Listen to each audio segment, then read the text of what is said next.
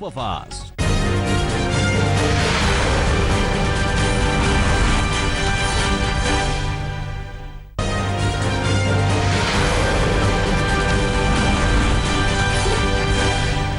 चुनाव से पहले आरक्षण खत्म करने संबंधी आरएसएस के प्रचार प्रमुख मनमोहन वैद्य के बयान पर नया विवाद शुरू हो गया है। कल उन्होंने जयपुर में एक कार्यक्रम के दौरान कहा कि आरक्षण खत्म किया जाना चाहिए और तय सीमा से आगे नहीं होना चाहिए। उन्होंने ये भी कहा कि आरक्षण से समाज में अलगाववाद बढ़ता है और हर किसी को समान अवसर और समान शिक्षा मिलनी चाहिए। अम्बेडकर जी ने कहा है कि किसी भी राष्ट्र में हमेशा के लिए ऐसा आरक्षण का प्रावधान रहना ये अच्छा नहीं है। जल्द से जल्द इसकी आवश्यकता निरस्त होकर सबको समान अवसर देने का समय आना चाहिए, ये भी उन्होंने कहा है। मनमोहन वैद्य ने अपने बयान पर सफाई भी दी, कहा कि उनके बयान को गलत तरीके से पेश किया गया। वहीं आरएसएस के सह कार्यवाह दत्तात्रेय होसबोले ने कहा कि जब तक असमानता है तब तक आरक्षण होना चाहिए। आरएसएस के इस रुख के बाद भी सियासी हमले तेज हो गए। आरजेडी प्रमुख लालू यादव ने कहा कि बिहार में रगड़ के धोया और बाकी कसर यूपी में पूरी हो जाएगी। अरविंद केजरीवाल ने भी विरोध के सुर में सुर मिलाया। उन्होंने बीजेपी को दलित विरोधी बता दिया। कांग्रेस ने भी मनमोहन वैद्य के बयान को समाज को कमजोर करने की साजिश करार दिया। वहीं बीजेपी सांसद और दलित नेता उदित राज ने कहा कि आरक्षण कोई समाप्त नहीं कर सकता। वैद्य जी का बयान हो या किसी का बयान हो, आरक्षण खत्म करने का जो भी बयान देगा उससे हमारी असहमति होगी, क्योंकि आरक्षण की वजह से मैं संसद में पहुंचा हूं। आरक्षण न होता तो मैं संसद में नहीं पहुंच सकता हूं। मैं संसद में बोला हूं, तो कोई भी बोले, अगर मेरा बाप भी बोले तो मैं असहमत होगा कि आरक्षण खत्म हो। उसी की वजह से तो हम लोगों की जीवन रेखा बनी हुई थोड़ा बहुत, तो यह तो असंभव है कि मैं सहमत हूं कि आरक्षण खत्म करने की कोई बात हो तो मैं उसका समर्थन करूं। इम्पॉसिबल है। यूपी में समाजवादी पार्टी और कांग्रेस में गठबंधन पर सस्पेंस कायम है। विवाद अमेठी, रायबरेली और लखनऊ कैंट और कुछ दूसरी चुनिंदा सीटों को लेकर है, जिस पर कांग्रेस की दावेदारी के बीच समाजवादी पार्टी ने कल अपने उम्मीदवारों की घोषणा कर दी। इस पर कांग्रेस ने कहा कि हमारे 9 सीटों पर उम्मीदवार उतारना दुर्भाग्यपूर्ण है।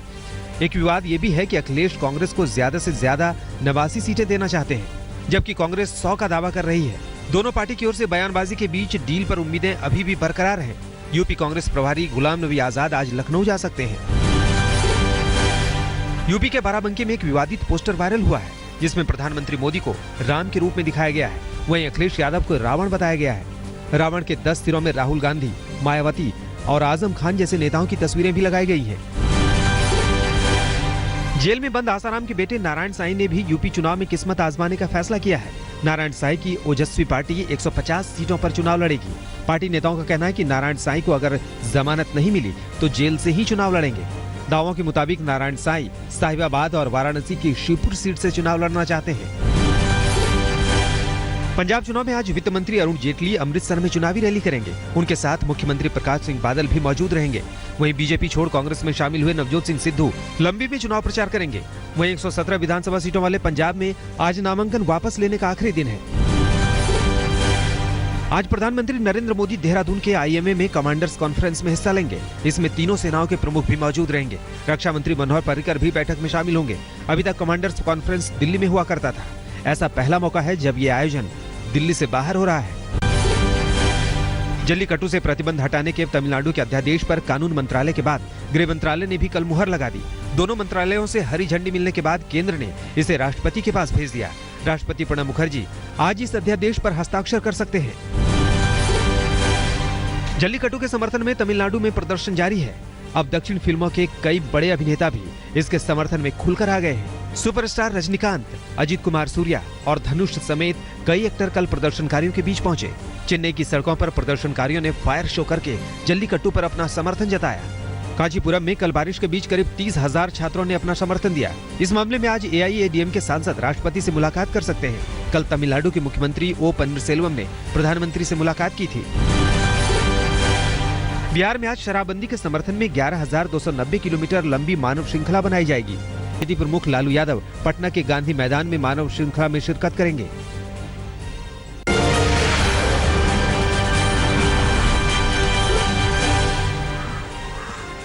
जम्मू कश्मीर से एक बार फिर हिजबुल आतंकियों का वीडियो सामने आया है। दक्षिण कश्मीर के किसी इलाके का ये वीडियो है, जिसमें 5 आतंकवादी बर्फीले इलाके में घूमते दिख रहे हैं।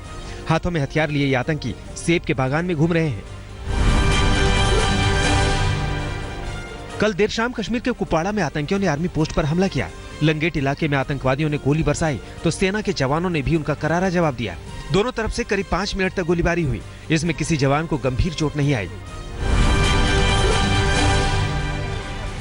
बीती रात हैदराबाद में एक टायर गोदाम में भीषण आग लग गई।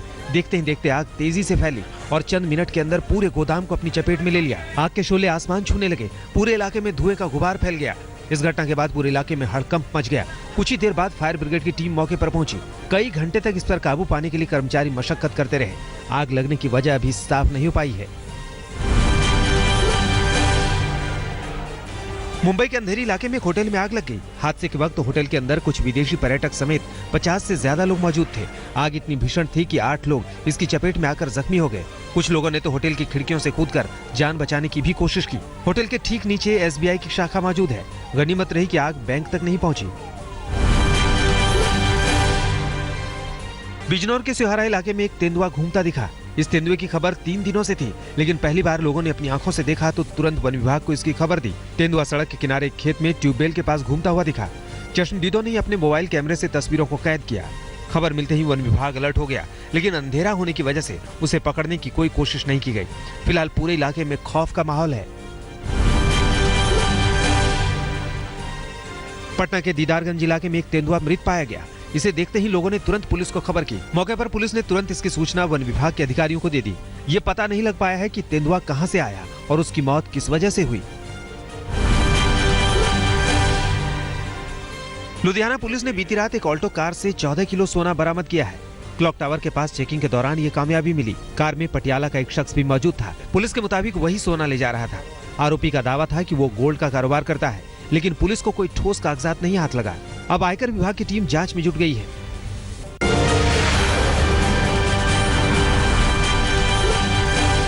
जैसलमेर रानीखेत एक्सप्रेस ट्रेन बीती रात हादसे का शिकार हो गई।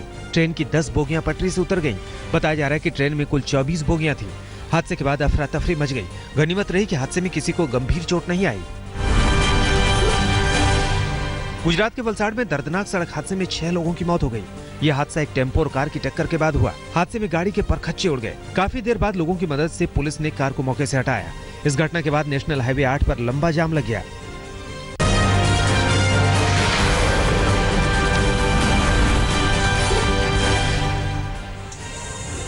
भिंड में नेशनल हाईवे 92 पर एक बेकाबू ट्रैक्टर ने स्कूटी से जा रहे एक शख्स को टक्कर मार दी। स्कूटी पर 2 साल का मासूम भी बैठा था, जिसकी मौके पर ही मौत हो गई। इस घटना के बाद नाराज लोगों ने जमकर प्रदर्शन किया। टक्कर मारने वाले ट्रैक्टर को आग के हवाले कर दिया। कुछ ही देर में पूरा ट्रैक्टर आग के शोलों में तब्दील हो गया। हिंसा की खबर लगते ही पुलिस मौके पर पहुंची। पुलिस वालों को भी गुस्से का शिकार होना पड़ा। भीड़ ने उन पर पथराव किया। दूसरी गाड़ियों में भी तोड़फोड़ किए। 2 घंटे तक बवाल मचा। यूपी के गोंडा में बोलेरो और ट्रैक्टर की भिड़ंत में 2 लोगों की मौत हो गई।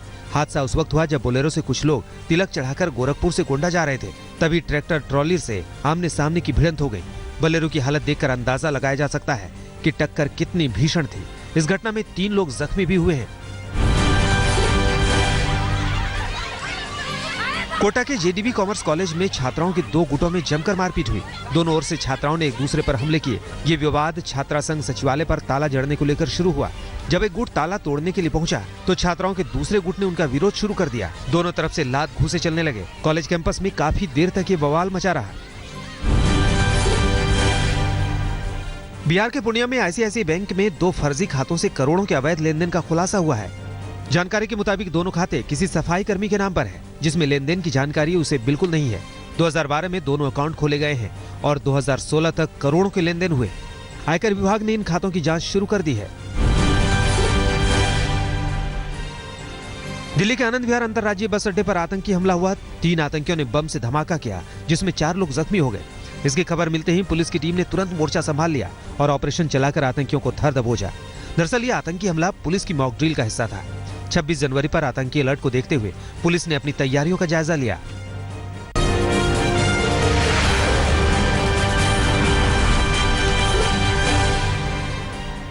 लुधियाना पुलिस ने 9 साल के बच्चे की कुछ दिन पहले हुई बेरहमी से हत्या की गुत्थी सुलझाने का दावा किया है। पुलिस की माने तो 16 साल के लड़के ने वारदात को अंजाम दिया। उसे पकड़ लिया गया है। पुलिस के मुताबिक आरोपी ने हत्या के बाद बच्चे के दिल को निकालकर अपने स्कूल में फेंक दिया था ताकि स्कूल बदनाम हो जाए और उसे स्कूल नहीं जाना पड़े। पुलिस की माने तो आरोपी फिलहाल मानसिक तौर पर बीमार लग रहा है। दिल्ली के कोंडली में स्टेट बैंक ऑफ पटियाला में एक कस्टमर से पैसा चोरी का खुलासा हुआ है। तस्वीरें सीसीटीवी में कैद है, जिसमें 2 आरोपी महिलाएं काफी देर तक नजरें टिकाए रखने के बाद ग्राहक का बैग काटकर पैसा निकाल लेती है और भाग जाती है। इन तस्वीरों के आधार पर पुलिस ने जांच शुरू कर दी है, लेकिन अभी तक आरोपी महिलाओं का सुराग नहीं मिला है। दिल्ली पुलिस की वर्दी पहनकर लूटपाट करने वाले गिरोह का खुलासा हुआ है। चेहरे पर रुमाल बांधे ये आरोपी पुलिस की वर्दी में लूटपाट कर फरार हो जाते थे। एक बिजनेसमैन की शिकायत पर पुलिस ने दोनों को हरियाणा से पकड़ा है। अभी तक ये लोग 20 से ज्यादा वारदात को अंजाम दे चुके हैं। पटना में एक ट्रैफिक पुलिसकर्मी का वीडियो वायरल हुआ है, जिसमें वो 1500 रुपए गिनते दिखा है। आरोप है कि इस पुलिस वाले ने एक ऑटो चालक से रुपए घूस में लिए। वीडियो सामने आने के बाद तुरंत आरोपी पुलिस वाले को सस्पेंड कर दिया गया। एसएसपी मनु महाराज ने ट्रैफिक एसपी से रिपोर्ट भी मांगी है। हरियाणा के रेवाड़ी में 48 साल के एक शख्स की हत्या कर दी गई। आरोपियों ने उसके सिर पर कई हमले किए, जिससे उसकी जान चली गई। परिजनों का आरोप है कि गांव के ही युवक ने कत्ल किया है। पुलिस मामले की जांच में जुटी है।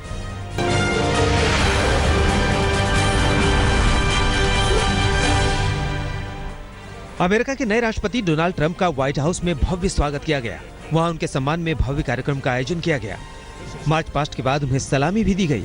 अमेरिका के 45वें राष्ट्रपति बने डोनाल्ड ट्रंप ने भारतीय समय के अनुसार रात करीब 10:30 बजे शपथ ली। राष्ट्रपति के रूप में अपने पहले भाषण में उन्होंने अमेरिका फर्स्ट का नारा दिया। साथ ही अमेरिका को फिर गौरवशाली बनाने का वादा किया। उन्होंने ये भी भरोसा दिलाया कि अमेरिकी लोगों की नौकरी नहीं जाने देंगे। शपथ ग्रहण के बाद व्हाइट हाउस के बाहर उन्होंने अपनी गाड़ी से उतरकर वहां मौजूद लोगों का अभिवादन किया। उनकी पत्नी मेलेनिया ट्रंप समेत पूरा परिवार भी उस वक्त वहां मौजूद था। डोनाल्ड ट्रंप चुनिंदा मेहमानों के बीच भी पहुंचे। प्रधानमंत्री नरेंद्र मोदी ने डोनाल्ड ट्रंप को बधाई दी है। पीएम ने ट्वीट कर उम्मीद जताई है कि भारत अमेरिका के रिश्ते और मजबूत होंगे। शपथ ग्रहण के बाद कई जगहों पर विरोध प्रदर्शन हुए। एक ऐसी ही तस्वीर वाशिंगटन से आई, जहां प्रदर्शनकारियों ने लिमोजिन कार को आग के हवाले कर दिया। देखते ही देखते पूरी कार शोलों में तब्दील हो गई। चारों तरफ अफरा तफरी मच गई। तुरंत सुरक्षा बल भी मौके पर पहुंचे और आग बुझाने का काम शुरू हुआ।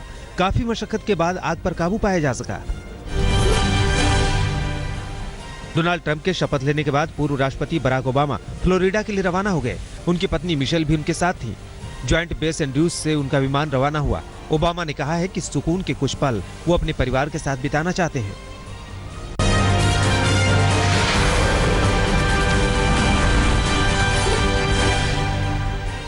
इंग्लैंड के खिलाफ कल टीम इंडिया सीरीज का आखिरी तीसरा वनडे मैच खेलेगी। वहीं कटक वनडे में 150 रनों की धमाकेदार पारी खेलने वाले युवराज सिंह इमोशनल हो गए। कहा कि एक वक्त उन्होंने क्रिकेट से संन्यास लेने का मन बना लिया था। युवराज ने कप्तान विराट कोहली को भी शुक्रिया कहा। जस्टिस लोढ़ा कमेटी और बीसीसीआई के विवाद में अब केंद्र सरकार ने विवाद सुलझाने की पहल की है। अटॉर्नी जनरल ने सुप्रीम कोर्ट से कहा है कि बीसीसीआई पर दिए फैसले को लेकर अदालत दोबारा विचार करे। इस मामले की अगली सुनवाई अब 24 जनवरी को होगी।